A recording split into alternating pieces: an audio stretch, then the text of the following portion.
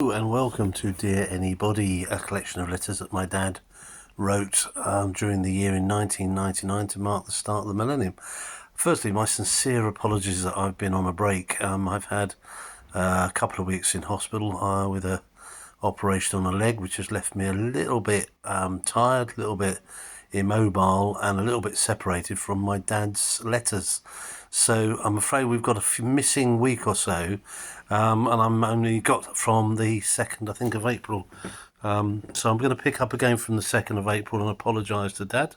God bless your soul, and hope that you will be able to cope, having missed a couple of weeks of letters from March, late March. So I was just going to pick up on the 2nd of April. Dad started off by saying there was it was the start of Easter holidays, which is, I think, it's very soon now, actually, in 2025. And he was saying, how, there was miles and miles of traffic jams in the West Country, and how it was always seemed to be baking hot when you get into traffic jams, and raining when you're on the move. So, not quite sure what the logic was there, but it does seem to be true.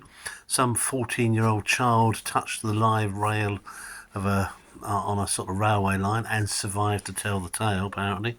Never quite said why, but Dad was then talking about the fact that at 14 he was out working and earning a meagre wage, but wonder whether we ought to go back to all going back to school at 14. And some staff at prisons were being recruited to go into schools to try and help staff how to de-escalate problems, because children from the age of 3 were actually causing violence, and I think that's probably the true 25 years later, sadly. So I'm not sure if it's got worse now, got better, but it was certainly a factor 25 years ago. So prison officers were going in to try and tell teachers how to de-escalate problems. On the 3rd of April, sorry, excuse me being a bit jerky, it was, Dad was saying that apparently diabetes was a big thing 25 years ago, and it was sort of going to be one of the next big problems in life. And having got a son with diabetes, I can tell you it's not easy and can get very dangerous if it's not well managed. But it does seem to be one of those things that have propped up. And Dad was musing the fact it seemed to be a bit slow on the news front, so there wasn't quite too much to do. Health and Efficiency, the Naturist magazine, is looking for a new editor at its Yorkshire house, Goole, but applicants must be ready to strip off at nudist events. In other words, if you get the job, you got to go by the Goole. Oh, yeah. Yes, okay. Not quite sure Dad meant by that. So, 4th of, up to date now, 4th of April. Dad was a former theatre critic, enjoyed going to lots of productions. He talked about, going from the sort of absolutely pathetic to the near professional. Dad always, I remember, maintained that the amateur production should be as near a professional as it could be, with the limitations that people do these things in their spare time. But Dad was very insistent upon that as a theatre critic, that, to go out and give a sort of below par performance or not really rehearse properly was just a bit of a disservice for the audience, which I sort of agree with, really. But apparently Lionel Bart died 26 years ago, on the 4th of April. Death from cancer reported at 68, living in a small flat above a shop in Acton, and just died all alone, apparently, so which is sad to say. National Union of Teachers, their annual Easter conference validated for a ballot of one-day strike over government's plans for performance pay. Gosh, how times have changed. Most schools now, their academies, they've got a much more different professional structure of pay, I think, and conditions and performance, although teachers still have the comparative luxury, I think, which I never realised, never took far too much for granted, that, you get 12 weeks holiday a year. And, your day can be long if you make it, but the actual core day is, 8 o'clock till 4 maybe, which is a very normal day for most people.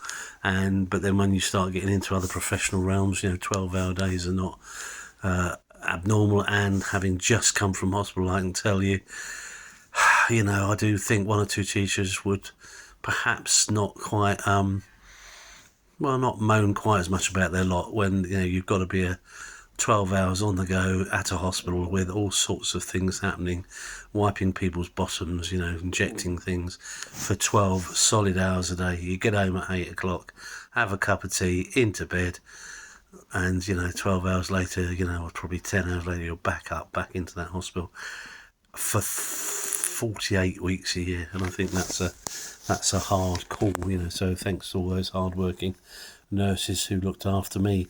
They were indeed a blessing, and one of the nurses was called Blessing, so thank you. Kosovo crisis brought up its moments of humour. A Medway man received his call-up papers from the Ministry of Defence. It seems the letter was authentic in every respect except for the departmental logo. So Dad often talked about people constructing very authentic-looking letters and sending them out, and often they were not on April Fool's, because it's now the 4th of April. Another one came out from water companies, apparently, saying you could only flush 4 times a day, and I vaguely remember that. And in fact, although it was a joke, it did actually alter people's behaviour, funnily enough. And lastly, a skydiver.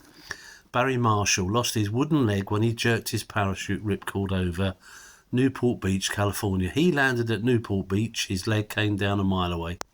Guess what he said? He was hopping mad. Terrible joke, Jimmy. Anyway, thanks for bearing with. It's the 4th of April. Thanks for watching if you do, and thanks for subscribing if you do. And I'm sorry about the break. It was a bit enforced upon me, partly through just not being able to find my dad's letters. Didn't take them all with me to hospital, sadly. And I have to say the operation, which has been largely successful, I'm glad to say, has just left its mark on me a bit, really. So sometimes getting off the sofa has been a bit hard work, but hardly too hard to actually hold a phone and record something. So thanks for your continued support, much appreciated, and well, there you go.